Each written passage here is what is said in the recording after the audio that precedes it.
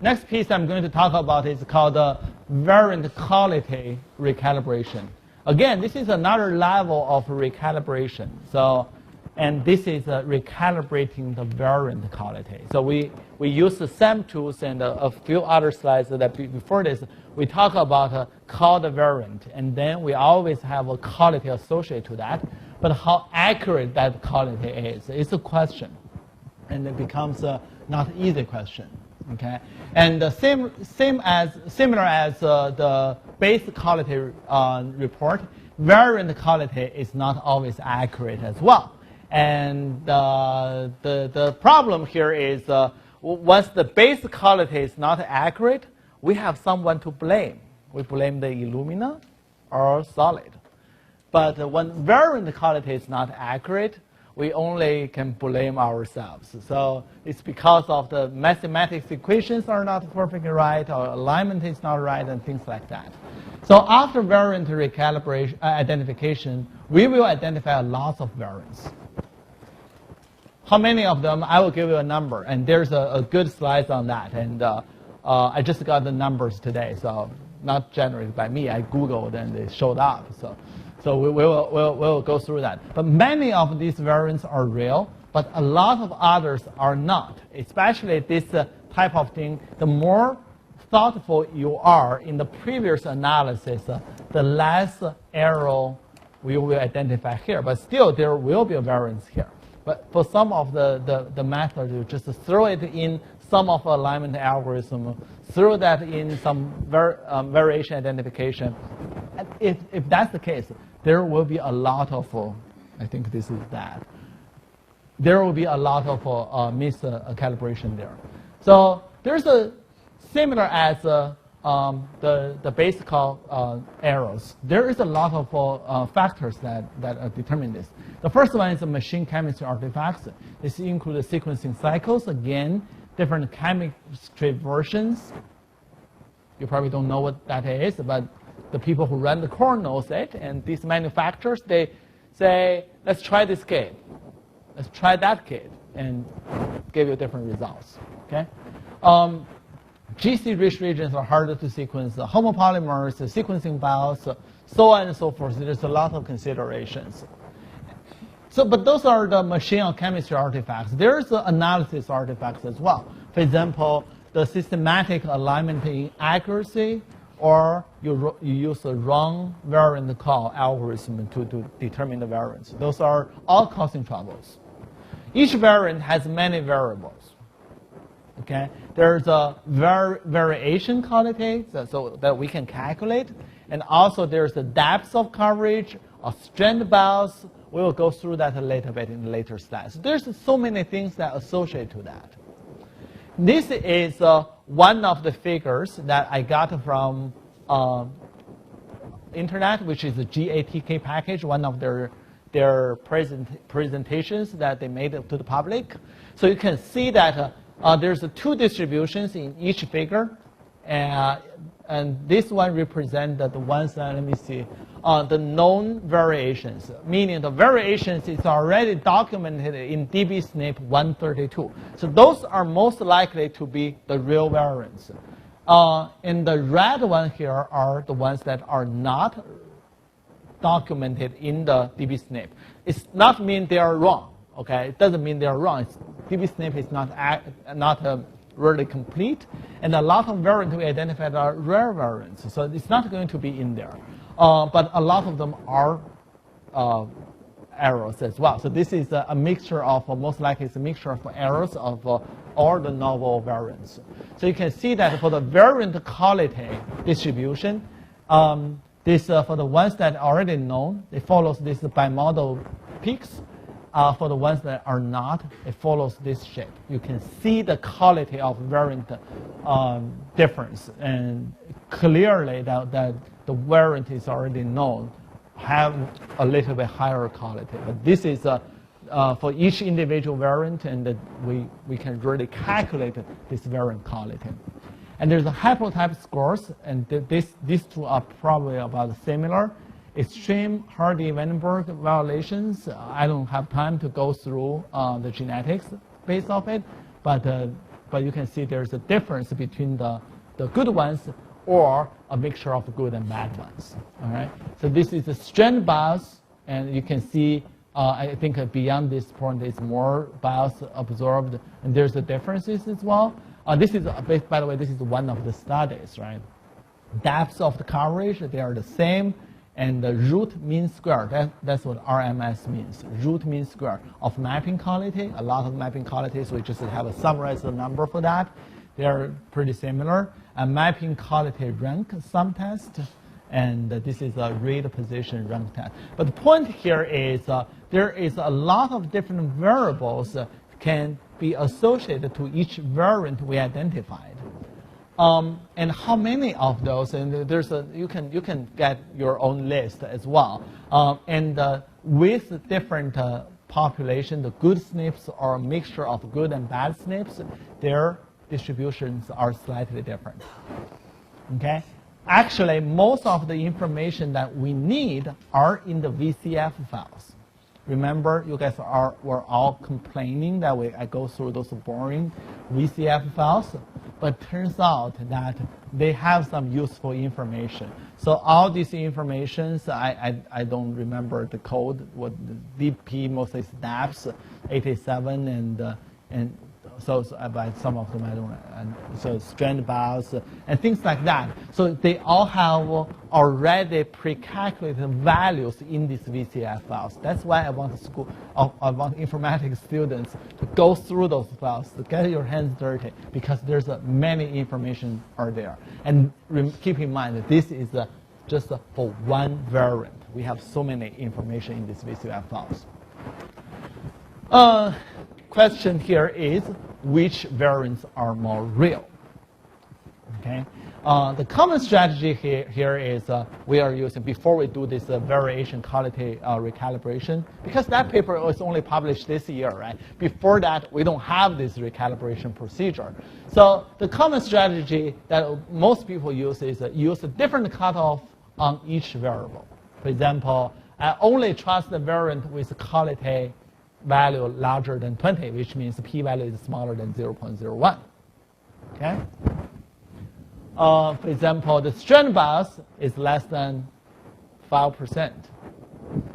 For example, the depth coverage is more than 8. For example, the root mean square of mapping quality is larger than 20. For example, many things. So for each individual variable associated to this variant, in theory, you can make your own cutoff. But once I make one or two decisions about the cutoff, I feel okay. But once I have to make so many cutoffs, I'm feeling I'm a little bit too arbitrary. And if there's anything wrong, there's too many parameters, it's too arbitrary. So a better approach will be based on all these variables. How can we assign a well-calibrated probability, one continuous value, and to each variant in the call set, one can then create highly accurate call sets by filtering based on these single estimates. I still need to make arbitrary cutoff, but I only need to make one arbitrary cutoff rather than 20 of those, which is always too scary to me. Does that make sense, the rationale behind this? Okay. So the recalibration strategy is training on highly confident known sites to determine the probability that other sites are true. Okay? And computer scientists call it machine learning. Statisticians call it regression and then recalculate the probability or things like that. But anyways, regardless how, so here is one example of a machine learning strategy. So for each individual variant, you will have many different variables. So we just mentioned the quality, mapping quality, the sequencing depth, or so on and so forth. There's so many things. And then we can have a confidence known size, which we call it gold standard. So those sites we know it's more likely to be correct. How do we know that? The strategy is to pick the ones that is already documented in the DB SNP. If it's already documented there, it's more likely it's the real ones. Okay. Again, that doesn't mean the remaining ones are not real. But in the dbSNP, and this is more credible. And then the computer scientists will train a machine to learn the patterns. And for me, what machine learning means is so usually my way to do that is I would still first go to statistical approach and trying to get a distribution or equations and things like that. And every time I failed, I'm not smart enough to get out the equations and to do it, I would just try machine learning approach.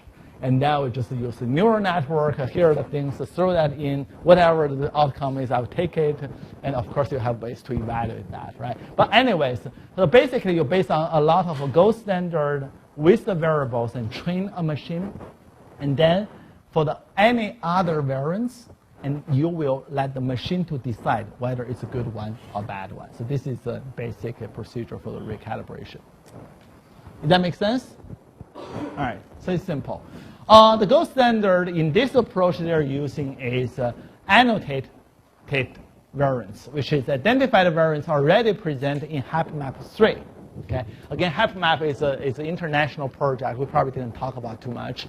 They got it's many years ago. They have HapMap 1, phase 1, and phase 2. I think they initially they did genotyping for 100-something individuals, and with four populations, I think. And then they extended the phase 3 include 1,300 individuals, and they did whole genome sequencing, which is part of the 1,000 Genome Project, right? So the gold standard they are using here is the annotated variance that is already identified in the HapMap samples. And the models they use is something called a variational Bayesian Gaussian mixture model. So every time you got so many confusing, doesn't make any sense, the terminologies connected together, let's just consider it's okay. So I will consider this is okay, right? I'm not going to go through that. So let's see. But anyways, let's go through this. Probably not. But anyways, these are the equations. It looks pretty confusing, but it's kind of very similar to regression type. So when statisticians look at this, you guys just go ahead to get the paper. It takes, I promise, it won't take you more than 5 minutes to figure this out. Okay? I just don't think this is the right place I talk about this. And also you can use some other tools, right? You can use the supporting vector machine or neural network and type of other machine learning type of tool to improve this thing. But this happens to be the way that they are doing it. Using those equation parameters, variables, train the machines and get a new variant and let the machine to decide what is good, what is bad. So here is some of the results they got, and this is for the training phase. So you can see that this is two variables here. X here is the variant quality score. Okay, so based on SAM2, I can calculate variant quality. The more towards the right, that means that variant quality is higher. And the Y here actually is the strand bias evaluation. So this is the lower is less bias, the higher is more bias. Okay, so the data in the HapMap samples really look like this.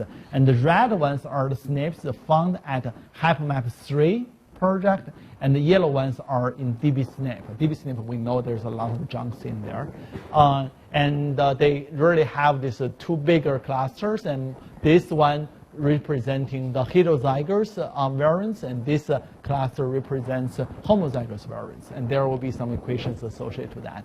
But the point is, when they use the new sample, a new variant, they sequence the sample and they go through all those hassles. Eventually, for each variant, they calculate a variant quality and all the other variables. And then they put that into these machine parameters, and they found out these things. So these regions, most likely, these are the score are lower, and together with the bias are higher. The sequence bias are higher. The strand bias are higher. These are probably the noise. So this is retained. The green ones are the retained novel SNPs, and the purple ones are the filtered out novel SNPs. So based on this simple strategy, I know equations looks more difficult, but that's what statisticians do. Right? They just want to use those equations to confuse us.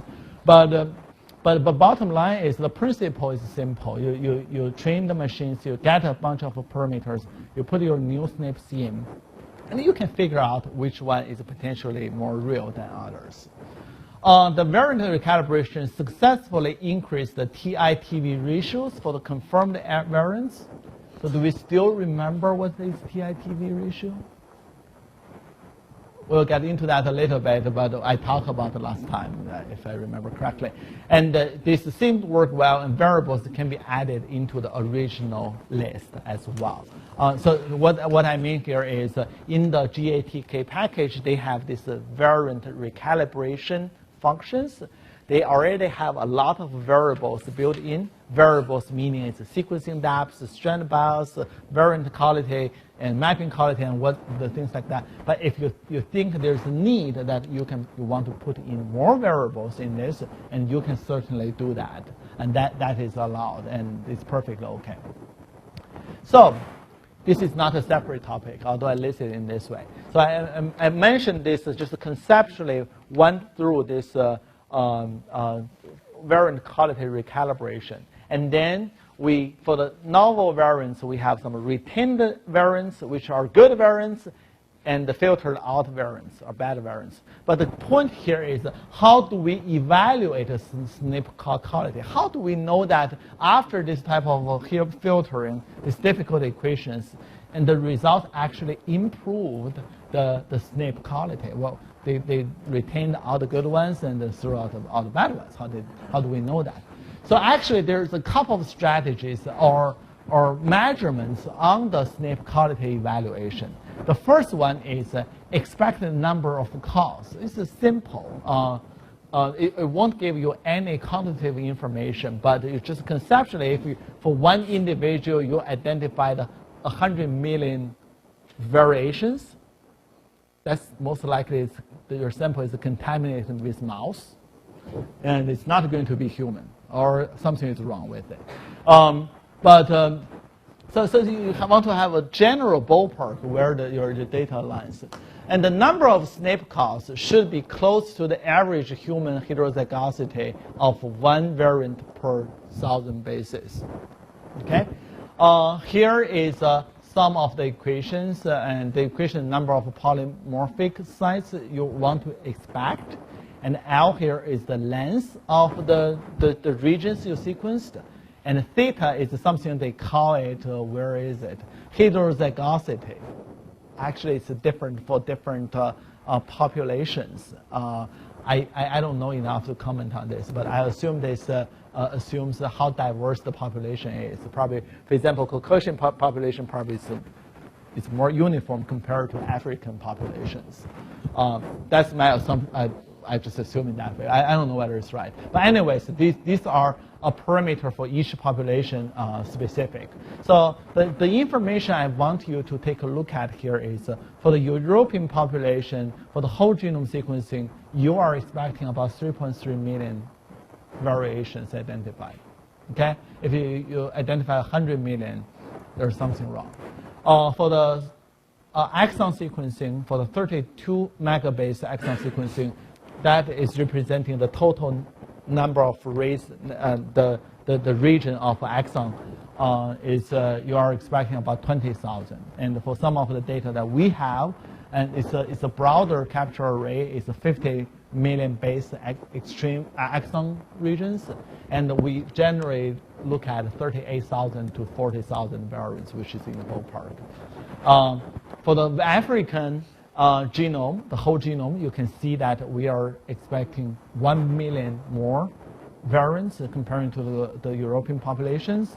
And so here are the samples. But these are really for one individual, okay? These are for one individual. But when you talk about 100 samples together, and these are the numbers you're expecting, 100 European people, you may find about 13 million variants. Anyways, I just thought this is not really off the context, but not very closely related, but I think this is a very, very important information that once you identify the variants, you want to go through it and whether your data really makes sense. And the second type of evaluation is the concordance with the genotype chip counts. Okay, that means that for some of the samples that initially they already did genotyping arrays, okay, unselected variants, and you want to know that how much that your new sequencing data agree with. You may think, well, if we already have arrays, how likely that we will have arrays and also have the exon sequencing data? Well, actually, it's pretty likely now because the array price is dropping as well, and some of the studies they do both. They do both. So we do have some samples. Studies, actually hundreds of samples, have both genotyping arrays and together with exon sequencing. And this really helps us to do the quality control at the very least. Of course, we use that information to do something else as well. And another type of evaluation will be what fraction of SNP are already known. Okay, if you identify exon sequencing 40,000 variants, and how many of them are already known, are already documented in dbSNP. So dbSNP calculates most common variants, so most of the true variants found will be in dbSNP. For single sample counts, usually 90% of the variants should be in dbSNP. Okay, again, this is nothing concrete, but this is something that you want to expect and need to adjust the expectation when considering costs across different samples. And the next evaluation, whether this is a good SNP or bad SNP, will be so-called transition to transversion ratio. Okay, I remember very clearly that we had one slide on that. So what is the transition? Transition are the changes that within purine or within permeating. And the transversion are the changes that between purine and the permeating.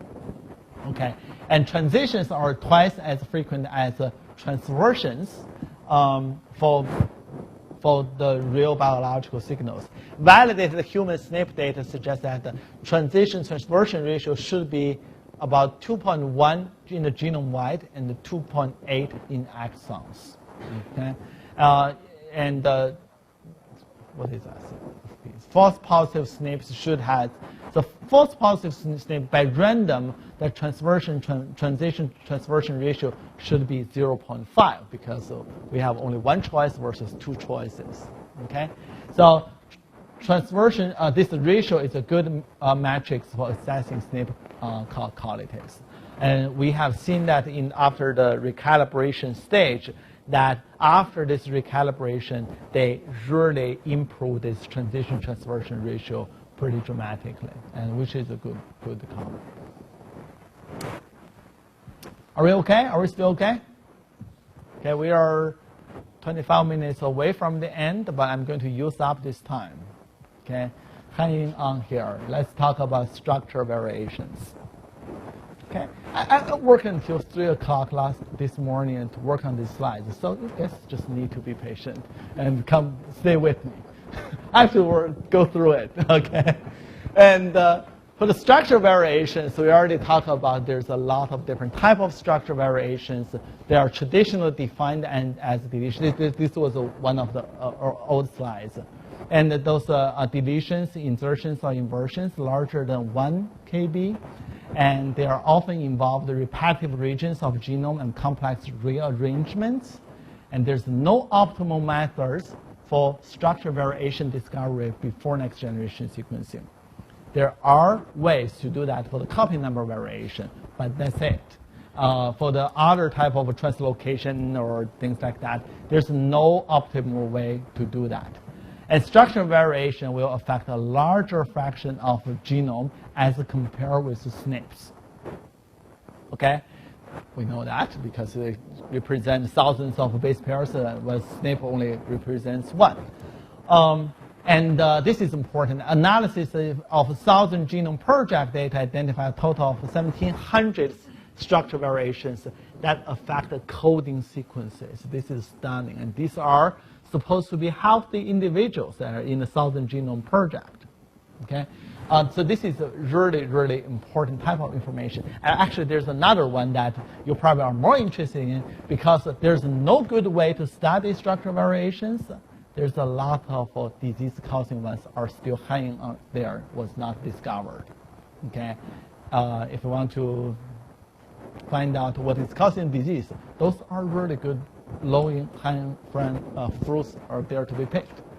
There's many different types of structure variations. We talk about there's deletions, insertions, inversions, copy number variations, segmental duplications, or there's many different types, and there's some of them are really, really complicated. You cannot even draw those figures. Okay, now we come to the dirty part. Okay, so those are good and the information that we need to know. But here there's a summary of the methods based on tag density. So there's basically two types of method to use next generation sequencing technology to study structure variations.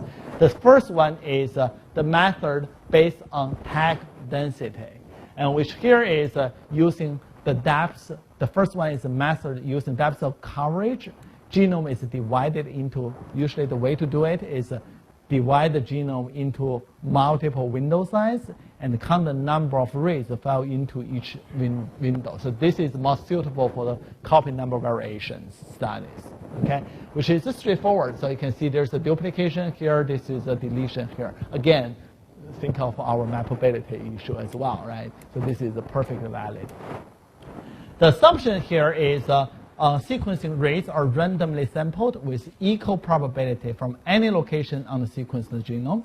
Thus, after aligning these rates to the reference genome, the read density of a given genome window should be proportional to the local copy number. So there's duplication and deletions. And the density is also determined by other factors, including GC content, mappability, and things like that, right? So we know that. We just need to figure out a way to deal with it. Actually, there are some approaches. I put some of the references there, and how you will put them out and put it in the OnCourse system. And the first paper actually did some work on correcting these signals based on this GC content and mappability issues. So those has been considered. But anyways, this is really called the method using depth of coverage. And at this stage, you probably can think of, it doesn't really matter whether this is a mate pair or pair end or single end approach. As long as I count the numbers, we're good. Okay? And the second type of strategy is still based on the tag density, is to use a case control type of design. So think about this is for each individual, I'm just comparing different genomic regions for this one. But this is for using the depth of coverage. But here, for the case control designs, actually I can compare the red ones are the case, are the disease sample, and the blue ones are the controls. So I don't really need to worry about those mappability or GC content because they are going to be the same for these case and control groups. I just compare in this region whether there's, so this one probably there's a copy gain in the disease sample, there's a copy loss in the case sample. This is kind of straightforward. Okay?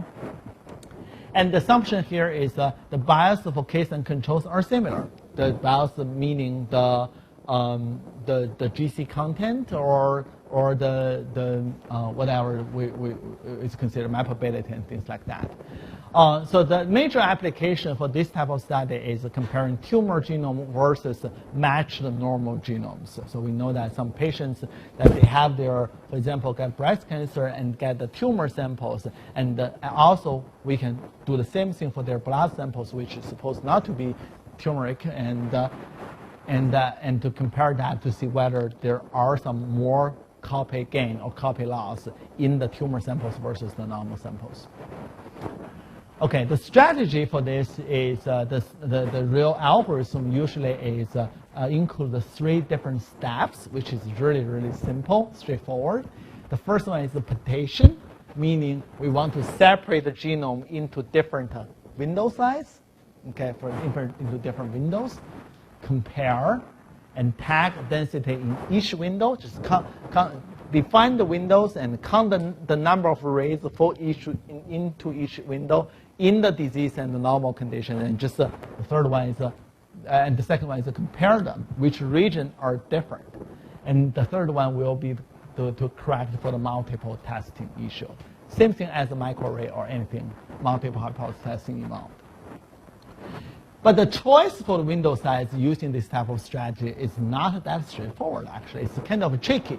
Because if your window size are too big, of course your signal will be really robust, but your resolution becomes very large. So your resolution is not very good. Okay? You want to figure out a small copy number variations, small regions with copy number variations. But if you define your window too big, you are messed up with your resolution. However, if you are defined too small, that also decreases the power, because the more windows you defined, the more tests you have to correct. So once you come to the multiple hypothesis testing issue, you're decreasing your study power. So that is an issue. So the solution for this, there's a couple of solutions. So that's what I was very surprised, because this is basically not my research area. I'm learning here together with you guys. When I studied the references last night, looking at papers, this is really very active research directions. I just didn't realize. So the solution for this is, the first one is, we can optimize the window size given a significant level, a log2 copy number threshold, and the coverage of the data, and then the window size, and then further do the window merging. So basically, you are deciding your window size based on the goal you want to achieve. And that is a very smart and good approach. And this was published in 2009. And another method was published also in the same year, is focus on identification of the breakpoints rather than copy number variation regions. Meaning, I don't do the predefined region. Okay, I first identify the breakpoints. I didn't know how they do that, but you can go to study. And then the regions can be big, can be small, and then you use those regions as a unit and to do the copy number identification. Very interesting, and we go to look at this paper. So this is a general strategy. These are the ones most likely will focus on the copy number variation or deletions. So because when you do this type of analysis, you are really based on the tag densities, the number of arrays that fall into each genomic locations. Does that make sense? Okay. And the second category of method is the methods using paired end mapping. Okay?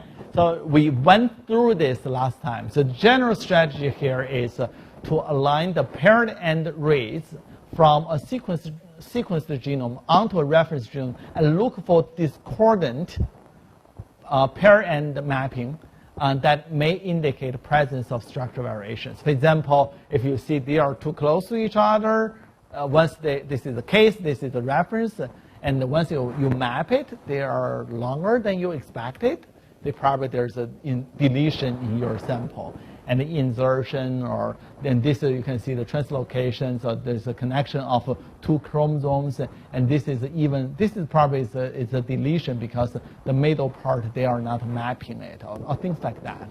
So there's the method to using pair end mapping. This is something really new. Only after you do the next generation sequencing technology, and this can be possible. Okay, just very briefly overview the pair end, because we are talking about it, and I'm sure you all know about it. For the students, we even did a quiz on this.